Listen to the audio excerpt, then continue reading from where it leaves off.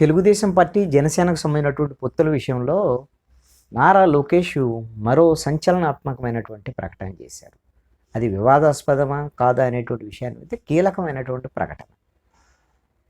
మొన్న తెలుగుదేశం జనసేన కింద అధికారంలోకి వస్తే చంద్రబాబు నాయుడే ముఖ్యమంత్రి. ఈ విషయం పవన్ కళ్యాణ్ కూడా అంగీకరించారు. నో యాంబిక్విటీ అనేటువంటి మాటలో ఒక రకంగా తెలుగుదేశం వాళ్ళకి ఆనందిస్తుంది కేడర్కి, జనసేనలో అలజడి రేపినటువంటి అంశం. మళ్ళీ దాని మీద క్లారిటీ రావాలి, ఖచ్చితంగా క్లారిటీ ఇవ్వాలి. అదేవిధంగా దాని మీద హరిరామ జోగయ్య లేఖ రాయటము, దీని మీద ఎందుకు మాట్లాడట్లేదు పవన్ కళ్యాణ్ అని జన సైనికులు అడగటము, ఇవన్నీ కూడా పెద్ద ఒక రకంగా పొత్తుల్లో ఉండేటువంటి మిత్రుల మధ్య అనేకమైనటువంటి గందరగోళానికి, ఘర్షణలకి దారితీసేటువంటి విధంగా వచ్చింది. ఇప్పుడు ఏకంగా నారా లోకేష్ చేసినటువంటి ప్రకటన ఏమిటంటే ప్రెస్ మీట్లోనే ఏకంగా చెప్పారు. అదేమిటి అని అంటే తెలుగుదేశం జనసేన ఎన్ని సీట్లు ఏమిటి అనేటువంటి దాంట్లో స్పష్టత ఉంది. మా రెండు పార్టీలకి స్పష్టత ఉంది.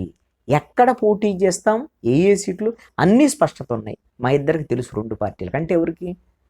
తెలుగుదేశం అధినాయకులు చంద్రబాబు నాయుడు, అదేవిధంగా నారా లోకేష్, అచ్చెన్నాయుడు, అదేవిధంగా జనసేన అధినాయకుడు పవన్ కళ్యాణ్, మనోహరు, మరి నాగేంద్రబాబు, వీళ్ళందరికీ అంటే మా పార్టీల పరంగా అందరికీ మాకు తెలుసు, క్లారిటీ కూడా ఉందని చెప్పి మరి ఎప్పుడు ప్రకటిస్తారు ఏమిటంటే మేము ముందే అనుకున్నాం, మా నాయకులు చెప్పారు, సంక్రాంతి తర్వాత దానికి సంబంధించినటువంటి ఎన్ని సీట్లు ఏంటి, వ్యవహారం ఏంటని ప్రకటిస్తారు అని చెప్పారు.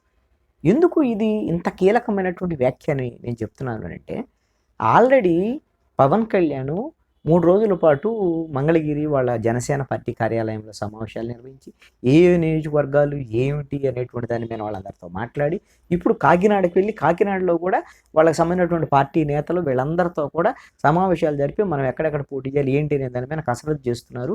60-70 సీట్లు అడగబోతున్నారు. ఎన్ని ఇస్తారు ఏమిటి తెలుగుదేశం పార్టీకి సంబంధించి ఇంకా తెలియదు అని జనసేనకు సంబంధించినటువంటి అధికార ప్రతినిధులు, జనసేన నాయకులు చెప్తున్నటువంటి మాట. ఇంకొక వాదన కూడా ఏమొచ్చిందంటే 60-70 సీట్లు అడుగుతారు, గౌరవప్రదమైనటువంటి సీట్లు కింద రాకపోతే అవసరమైతే పవన్ కళ్యాణ్ విడిగా కూడా పోటీ చేయడానికి రెడీగా ఉన్నాడు అని కొంతమంది జనసేనకు సంబంధించినటువంటి నాయకులు, జనసేనని సపోర్ట్ చేసే కొన్ని మీడియాకు సంబంధించినటువంటి సంస్థలు వీళ్ళు కూడా ఒక పెద్ద డిబేట్లు పెట్టి దీని మీద చర్చలు కూడా పెట్టారు. అంటే సీట్లు అడిగేటువంటి పరిస్థితిలో ఉన్నారు, ఇన్ని అడుగుతున్నారు అంటుంటే ఆల్రెడీ క్లారిఫికేషన్ ఇచ్చేశాడు నారా లోకేష్. మేము పనిచేసుకున్నాం, సీట్లు పవన్ కళ్యాణ్కి ఇవ్వాల్సింది చెప్పేసాం, పలానా అంటే వీళ్ళిద్దరికి తెలిసిన తర్వాత జన సైనికులు తెలియకుండా రేపు పొద్దున పలానా సీట్లు ఇన్ని సీట్లే అని అంటే వాళ్ళందరూ హట్ అయ్యేటువంటి పరిస్థితులు కూడా ఉండొచ్చు అనేటువంటిది ఒక చర్చ జరుగుతుంది.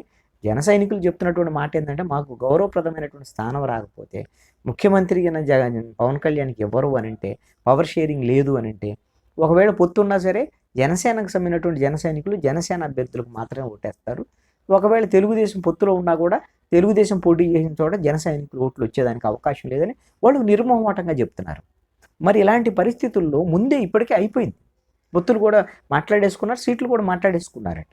మరి మాట్లాడుకున్నటువంటి ఆ సీట్లకు సంబంధించినటువంటి విషయంలో పవన్ కళ్యాణ్ కానీ వాళ్ళ కీలకమైన నేతలు కనీసం వాళ్ళ ముఖ్యమైనటువంటి నేతలకి ఎక్కడెక్కడ పోటీ చేస్తారో వాళ్ళకైనా సరే మనం ఇన్ని అడుగుతున్నాం, ఇన్ని ఇచ్చారు, ఇన్ని పోటీ చేయబోతున్నాం అని చెప్పారా లేదా అనేది మాత్రం ఇప్పటికైతే క్లారిటీ లేదు.